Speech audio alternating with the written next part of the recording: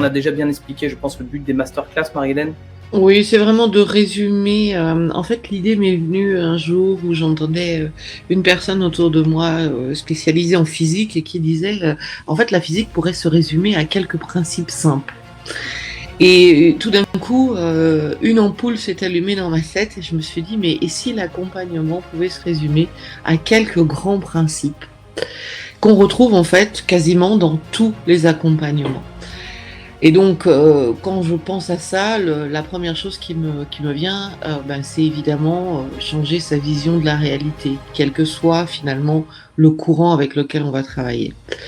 Moi, j'ai envie de faire ces masterclass et j'ai eu envie de faire ces masterclass parce que tout simplement, j'aime partager. J'aime synthétiser et simplifier. Et en général, c'est ce que me reconnaissent les personnes autour de moi, que ce soit les stagiaires ou d'autres enseignants. C'est voilà, c'est une des choses que paraît-il je sais faire, synthétiser et simplifier. Et parce que aussi j'aime bien tisser des ponts entre les différentes approches. On va le voir ce soir pour trouver à la fois les points communs, les points de divergence.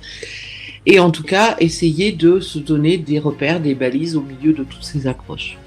Oui, alors ça j'y tiens parce que voilà, comme j'aime justement les choses simples, les choses claires, éviter de tout compliquer, j'avais envie d'appeler cette série donc de masterclass les principes simples de l'accompagnement ou l'accompagnement pour les nuls. Alors, ça fait partie pour moi des outils simples que parfois on peut perdre de vue parce qu'on va aller chercher des protocoles, des choses très complexes, alors que tout simplement un bon recadrage ou en tout cas un travail sur la vision que le client a de la réalité peut être déjà un apport absolument extraordinaire. Ça permet en même temps de s'abstraire complètement du contenu amené par le client. Ça sera un peu notre fil rouge ce soir. Tu parlais tout à l'heure, Jean-Baptiste, de parfois je peux vivre un accompagnement comme lourd, laborieux et enlisé parfois.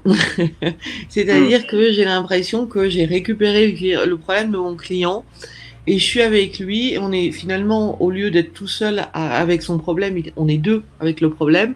Mais c'est pas pour ça en fait que ça avance mieux. Donc, quand j'ai réfléchi à comment faire pour éviter ça, je me suis dit, mais déjà, commencer à regarder plutôt, et là j'anticipe un peu sur les slides suivants, mais le processus, c'est-à-dire comment il dit les choses et comment est-ce qu'il s'arrange pour déformer la réalité, eh bien, ça peut déjà être une façon de s'extraire du contenu et de regarder un petit peu ce qu'il fait, mais non pas sur ce qu'il est en train de dire, mais comment il déforme la réalité, en fait. Voilà, donc ce que je propose ce soir, c'est vraiment de travailler sur cette base des bases pour moi, qui est toute personne déforme la réalité, et on va le voir à travers l'allégorie de la caverne de Platon. Toute personne déforme la réalité, et en pensant que cette déformation est la réalité. Alors pour ça, tu parles d'un outil.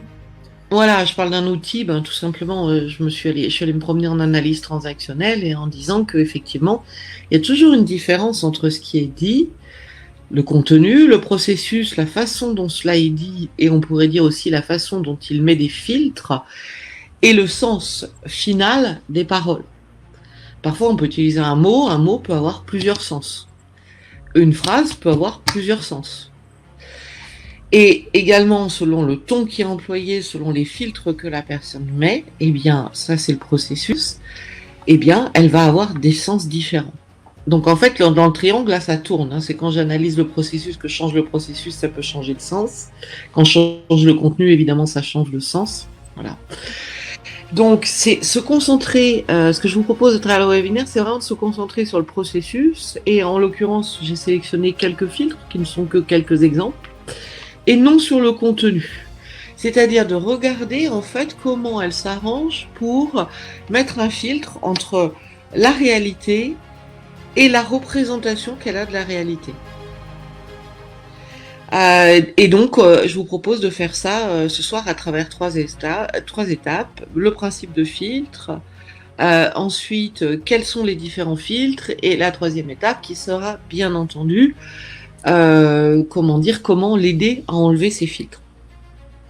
Est-ce que tu pourrais juste donner un exemple pour expliciter ce triangle de l'analyse transactionnelle pour que ce soit peut-être plus parlant? On avait parlé d'un exemple sur la pluie, par exemple. Il pleut aujourd'hui, mais comment... Oui, alors là, c'est l'exemple habituel, on va dire, du recadrage, hein. Et là, on a un recadrage de contexte, par exemple, quand il pleut. On est nombreux à dire, oh zut, aujourd'hui il pleut, je vais pas pouvoir sortir.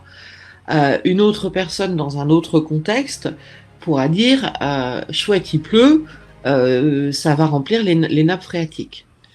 C'est la même réalité en fait, il pleut, sauf que je mets des filtres différents, selon ma réalité à moi, selon ce dont j'ai besoin moi.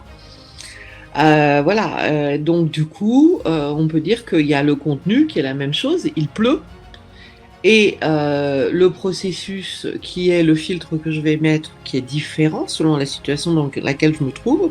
Si j'ai besoin de remplir les nappes phréatiques pour éviter d'arroser, par exemple, ou pour éviter justement une sécheresse, ou si j'avais juste envie d'aller faire du shopping, c'est pas du tout, je vais pas mettre le même filtre. Et du coup, je vais donner un sens différent à ce qui arrive.